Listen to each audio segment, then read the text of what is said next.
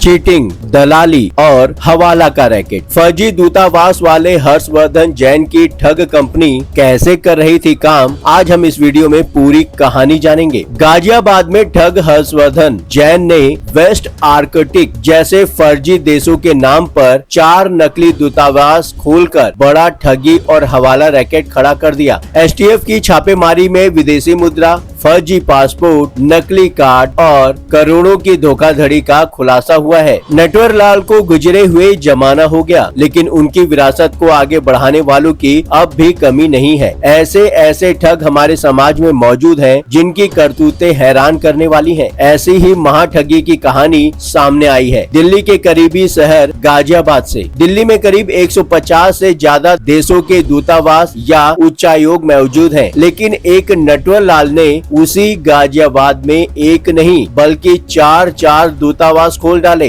वो भी ऐसे देशों के दूतावास जिनका दुनिया में कोई वजूद ही नहीं है, और इन दूतावासों के नाम पर अंजाम दी गई ठगी की वारदात। नमस्कार, आप देख रहे हैं 7 टीवी भारत। 7 टीवी भारत के खास प्रोग्राम क्राइम अलर्ट में आपका बहुत बहुत स्वागत है। मैं हूं आपके साथ सुशील गिरीश। वीडियो में आगे बढ़ने से पहले इस चैनल को सब्सक्राइब करें। गाजियाबाद में चल रही थी फर्जी एम्बेसी।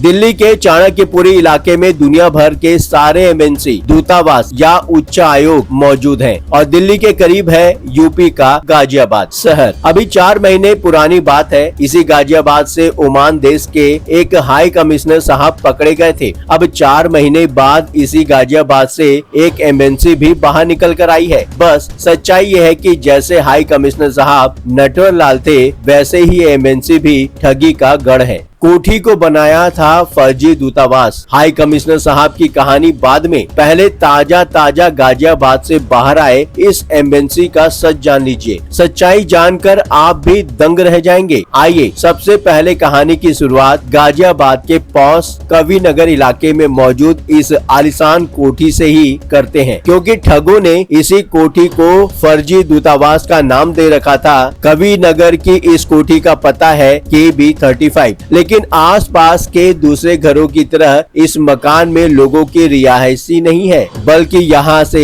भारत सरकार के साथ कई देशों की राजनीतिक गतिविधियों का संचालन होता है। कोठी पर लगा था एम्बेसी ऑफ वेस्ट आर्कटिक का बोर्ड। कम से कम आज से पहले तक तो कविनगर के लोगों को कुछ ऐसा ही पता था, क्योंकि कोठी के बाहर हाई प्रोफाइल नंबर प्लेट्स और बोनेट के कोने पर अलग अलग देशों के झंडे लगी एक से बढ़कर एक चमचमाती हुई आलिशान गाड़ियां खड़ी होती थी, जबकि कोठी में अक्सर सूटेड बूटेड लोगों का आना जाना भी लगा रहता था। और तो और कोठी की दीवार पर बकायदा एम्बेसी ऑफ वेस्ट आर्कटिक का ब्रास बोर्ड चिपका हुआ था। ऐसे में हर किसी को लगता था कि शायद इस कोठी में किसी देश का दूतावास है, जहां से डिप्लोमेटिक एक्टिविटीज चलती हैं। लेकिन मंगलवार 22 जुलाई की शाम जब पुलिस ने यहां पर दबिश डाली, तो दूतावास के फर्जी तामझाम के पीछे ठगी का एक ऐसा काला साम्राज्य निकलकर सामने आया कि कविनगर में रहने वाले सारे लोग हैरत में पड़ गए। पुलिस को यहाँ ठगी के साम्राज्य का पता तो चला ही। नकली पासपोर्ट, विदेशी करेंसी, नकली ID card, PAN card, press card, सरीकी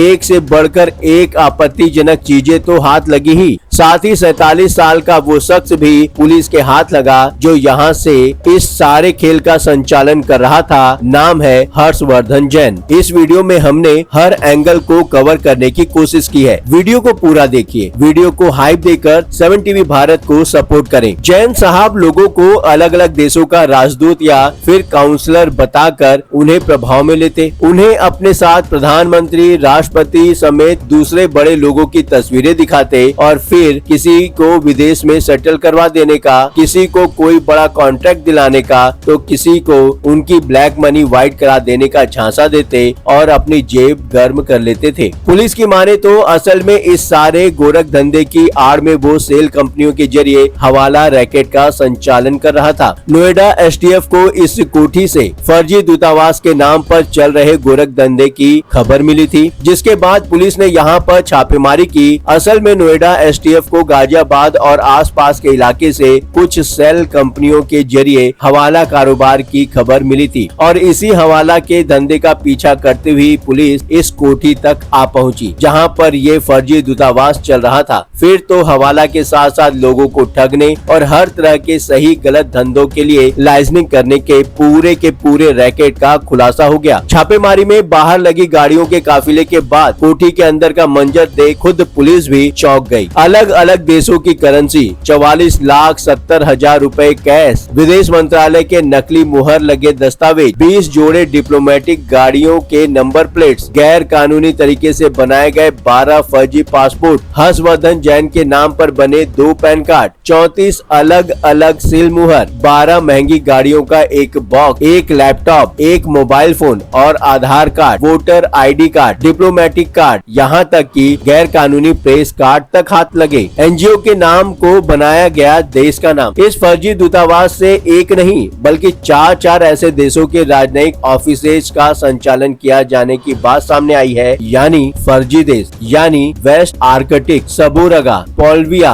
और लोडोनिया। जबकि हकीकत यह है कि ये सारे के सारे देश दुनिया के नक्शे पर कहीं है ही नहीं। उदाहरण के लिए वेस्ट आर्कटिक नाम के इस देश को ही लीजिए, जिसका MNC होने का बोर्ड इस कोठी की दीवार पर चिपका था। जब इस नाम को गूगल पर सर्च किया गया तो पता चला कि वेस्ट आर्कटिक दरअसल एक ऐसा NGO है जो पर्यावरण सुरक्षा के लिए काम करता है। लेकिन कमाल ये है कि यहाँ NGO को ही मुल्क का नाम देकर उसका दूतावास खोलकर ठगी का धंधा बस्तूर चल रहा था। अब आइए ठगी और हवाला कारोबार के इस काले धंधे की मॉडस ऑपरेंडी को बारीकी से समझते हैं। फर्जी दूतावास के बाहर खड़ी ये गाड़ियां और गाड़ियों में लगे ये नंबर प्लेट अपनी कहानी खुद बयान करते हैं। गाड़ियों में जो जेन्युइन नंबर प्लेट है वो तो है ही, लेकिन उसके साथ साथ एक दूतावास नुमा नंबर प्लेट भी चिपका दिया गया है, जबकि सचमुच के नंबर को प्रॉपर प्लेट की जगह ब्लू कलर की प्लेट पर लिखा गया है, ताकि लोगों को देखते ही ये गुमान हो जाए कि ये गाड़ियां किसी दूतावास की हैं। और तो और असर गहरा हो, इसलिए गाड़ियों में अलग अलग फर्जी देशों के झंडे भी लगे हैं। पुलिस की माने तो एक बार जब शिकार हर्षवर्धन जैन की इन्हीं तमाम ताम झाम को देखकर उसके झांसे में फंस जाता था तो फिर उसे लूटना उसके लिए आसान हो जाता था। हर्षवर्धन ने फर्जी दूतावास वाली इस कोठी को किराए पर ले रखा था, जबकि वो इसी कविनगर इलाके में थोड़ी ही दूरी पर एक दूसरी कोठी में रहता है। पुलिस को छापेमारी के दौरान अंदर से जो चीजें मिली उसने इसका इशारा दे दिया कि आखिर वो यहाँ से क्या कर रहा था। कोठी से जो 20 जोड़ी फर्जी डिप्लोमेटिक नंबर मिले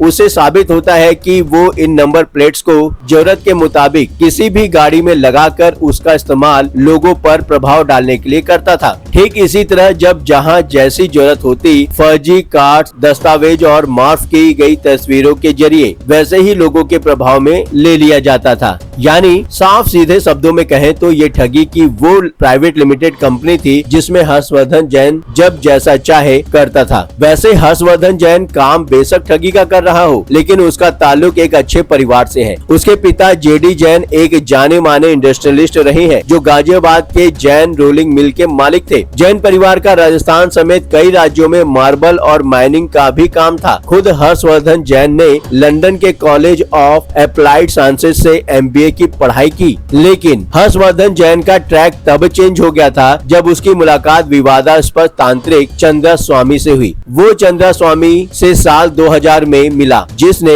उसकी मुलाकात आर्म्स डीलर अदनान खागोसी और लंदन के रहने वाले एहसान अली सैयद से करवाई, जिसके साथ मिलकर हर्षवर्धन जैन ने लंदन में 12 फर्जी कंपनियां बनाई और लाइसेंसिंग यानी दलाली का काम शुरू कर दिया। STF ने बताया है कि इसके बाद वो ऐसे ही संदिग्ध लोगों के साथ मिलता जुलता रहा और दलाली के जरिए पैसे कमाता रहा। साल 2012 में उसके पास से पुलिस ने एक सैटेलाइट फोन बरामद किया था। तभी उसने खुद को एक सबोरगा नाम के फर्जी देश का एडवाइजर और वेस्ट आर्कटिक समेत कई ऐसे ही काल्पनिक देशों का एम्बेसडर बताकर दलाली का कारोबार करता रहा और फिलहाल गाजियाबाद के इसी फर्जी दूतावास से चीटिंग, दलाली और हवाला का रैकेट चला रहा था। तो आपको इस नए नटवर लाल की कहानी कैसे लगी, इस विषय पर आपकी अपनी निजी राय क्या है, कमेंट बॉक्स में जरूर बताएं। यदि आप भी कोई बात 7 टीवी भारत से साझा करना चाहते हैं 7 टीवी भारत आपकी बात औरों तक पहुंचाए, तो बेझिझक साक्ष्य के साथ